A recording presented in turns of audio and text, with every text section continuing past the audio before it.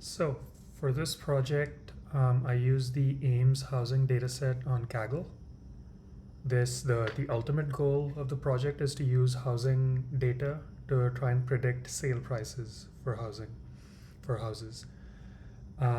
As you can see, you on this website you'll see you have a train and test file. You also have something called a data description.txt, which contains a description of each column.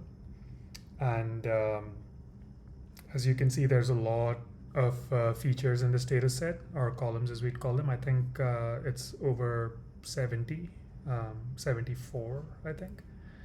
And yeah, so essentially in this project, I've done everything, including the model training, feature engineering, and stuff. But for the purposes of this project, we'll only be focusing on the data preparation and the data analysis, exploratory data analysis or visualization.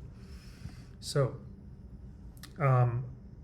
first thing we'd have to keep in mind is actually understanding the data. So for data preparation, I went in and looked at the tables, and I looked at all the data, looked at the kind of features that we had. I essentially came to the conclusion that we have four kinds of features, what I call regular categorical features, where a null value basically means that you have a missing value. Then you have something that I call a special categorical feature, where a null value has a specific meaning. And to figure out what that meaning is, I had to go through the data description.txt to kind of figure out. And we'll look at specific examples in just a little bit.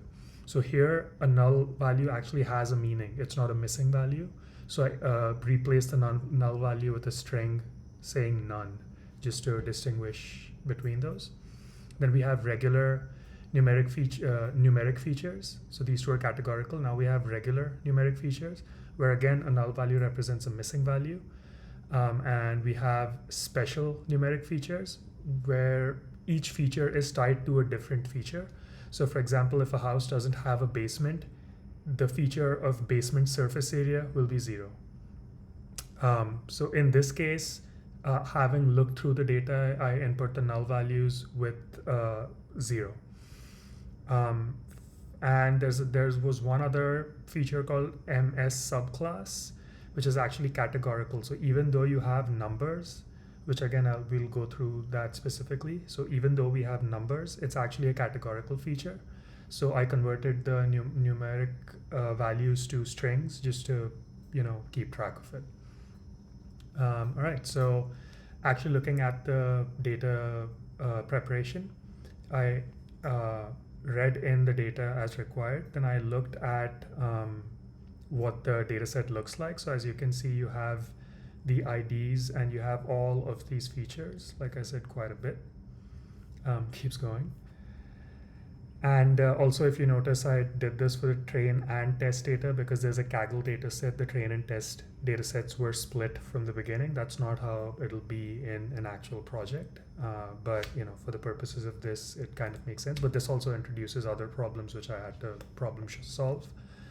But exploring the data, I use the .info method on the training data set to get a quick idea of what our null value situation looks like. So you can see Ali has 91 non-null values, meaning most of the values in this are null values.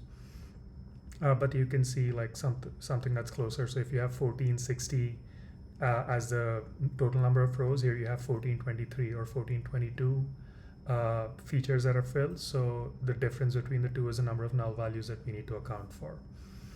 And then I looked at the same thing for the test set, and I wrote a little function to figure out what percentage of null values are missing. Because if we see a data set where, for example, here we have 99% of the values are missing values, so imputing data doesn't make sense.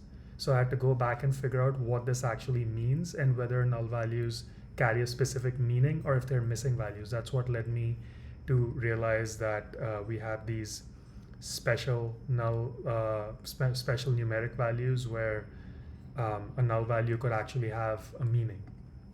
right? Because if the unit doesn't have a pool, for example, of course the quality will be null, but in that case I can impute that with 0.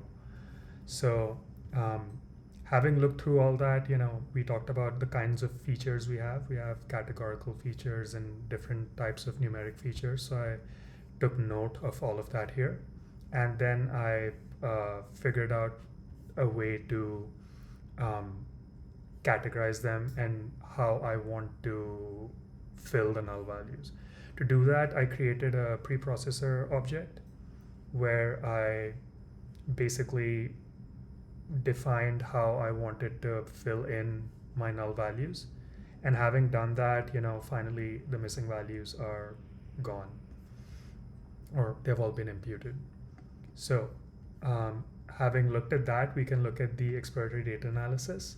So if I go all the way back up, again, here we see that we have a whole lot of features. So when we have this many features, it kind of makes sense to streamline the data analysis or the data visualization to extract as much info as quickly as possible.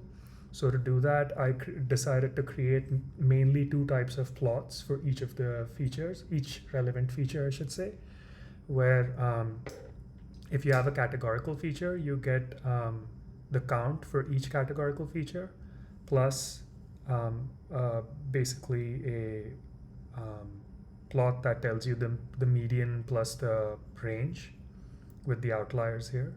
So as an example, you can see that we have the MS subclass, which I earlier mentioned that these are actually not numerical, they're categorical features. So for the subclass of type 20, these make up the vast majority of the types of units in this particular city.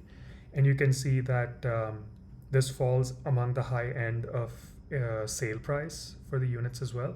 But as you can see, that if this is a median sale price, you can see that there's quite a few outliers here and there's quite a bit of range as well.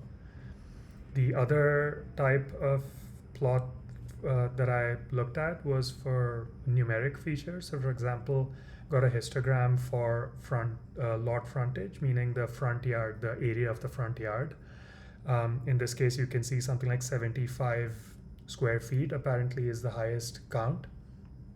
And then I also plotted the sale price, which would be our target variable, with the lot frontage. And this kind of makes sense where, looking at the higher the lot frontage, the higher the sale price. This kind of makes sense to us. And so similarly with like the lot area, you can see that as the area goes up, the sale price goes up. And certain neighborhoods will have, higher real estate value, and certain neighborhoods will have lower real estate value. And then certain neighborhoods will have a higher density of units. So all of this makes sense looking at it. But now because we have so many variables, it's not about plotting as many graphs as possible. It's about trying to figure out which graphs are going to give us a lot of information to move forward with the project, which in this case is coming up with a regression model to predict price. So here, as I talked about, like certain neighborhoods will have a higher density of units, and then certain neighborhoods will have a higher sale price. This makes sense to us. In terms of numeric features, the basement surface area or the living room surface area strongly correlate with the sale price. This makes sense. The larger the house, the higher the sale price.